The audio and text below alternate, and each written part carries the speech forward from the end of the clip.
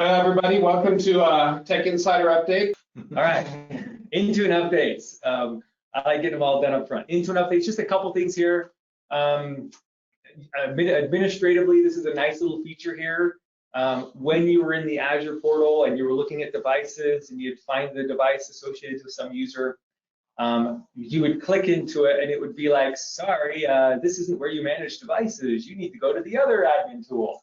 Well, Microsoft has now kind of bridged those gaps, and you can easily jump over to the Endpoint Manager Admin Center from within the Azure Active Directory environment and click through, if you will, into the Endpoint Manager. So nice little administrative feature that's easy to get you over to where you need to be there.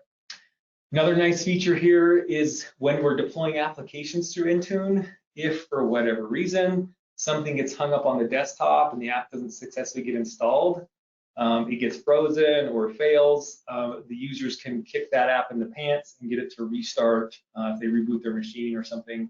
And this is a new update to the company portal to make sure that apps do get fully deployed down to the device and they're more resilient to issues during install.